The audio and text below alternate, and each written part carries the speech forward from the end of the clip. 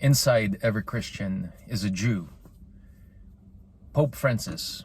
Good afternoon and welcome to another episode of the Sovereign Goatman, unedited, uncut, and straight from the heart. I'm going to tell you a story. We have a close family friend or friends. They're Jewish. Our kids grew up together.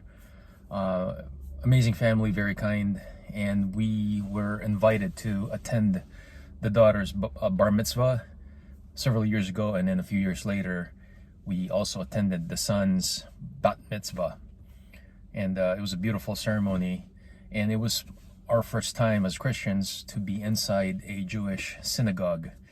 And there was a Torah that was handwritten in the front or in the back of the synagogue, and the way it was explained to us was it would take years for a scribe to write the Torah, and if they make a mistake, if they dotted a T or crossed an I, they cannot just take a white out and erase it. They have to start all over again. That's how serious the Torah is.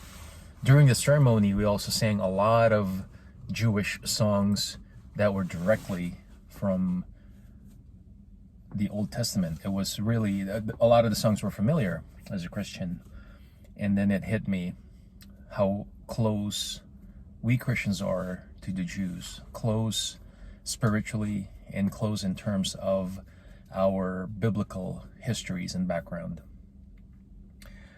The Bible, well, first of all, the Torah is the Christian's Old Testament. What we call the Old Testament is the Jewish Torah. And it's important for us Christians to know that, to know our roots.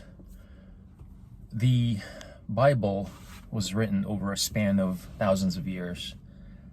The Old Testament, the Torah, was written in Hebrew and Aramaic. Parts of it was Aramaic. And the New Testament was written in Greek. We also have to understand that without the Old Testament, there cannot be a New Testament. I say that again, without the Old Testament, there is no New Testament. The New Testament is the way we transitioned from when Jesus obviously was crucified and died for our sins. It's also important for us as Christians to know that when Jesus walked the earth, he was 100% man, but he was also 100% God. I know that math doesn't add up. That's no Asian math. But it makes sense if you really think about it. He was 100% God, but he was also 100% man. And when he walked the earth as a man, he lived his life as a Jew. So that's also another thing that we Christians should always keep in mind. Another thing that we should keep in mind is the fact that the apostles, they were Jews. They were the ones who wrote the New Testament. They were Jews. And they died violent deaths, except for one of them. I can't remember who it was, but one of them died a natural cause. And of course, Judas betrayed Jesus. But the other 10, they died violent deaths. They were stabbed.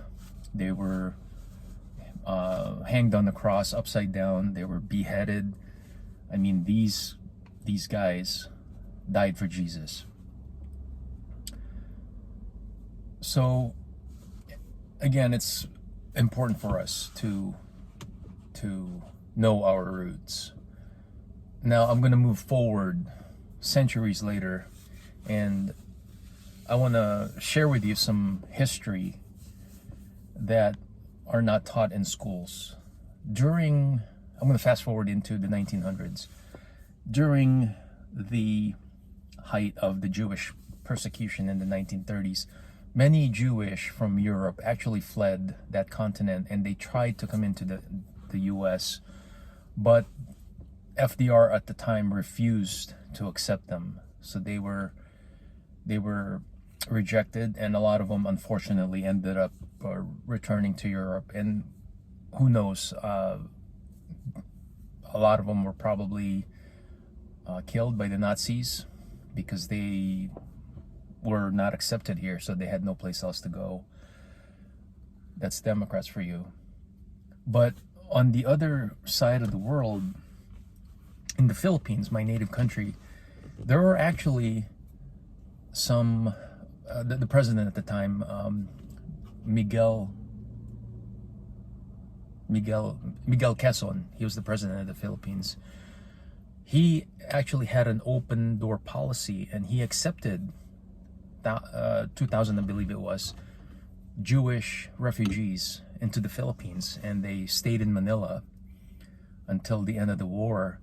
And Miguel actually wanted to accept more Jewish refugees. He wanted to open up the Philippines up to 10,000 Jewish refugees. But because at the time, the Philippines was not a independent country. It did not gain its independence from the US until after the war. The US once again put a cap on the Philippines' acceptance of Jewish refugees. And again, another history that's not taught in schools. And I'm assuming part of it is because of FDR. He was a racist and he was anti-Semite. And of course, the revisionists would rather cover that up. But at any rate, so the Philippines did a lot of good things, did the best they could to help out the Jews that would otherwise have been killed in concentration camps. So you fast forward that after the war, another history that's not really taught is the fact that the Philippines was the only Asian country to vote for the recognition of Israel. The other Asian countries said no. The Philippines voted yes. So a lot of historians consider that significant because the Philippines was the tiebreaker.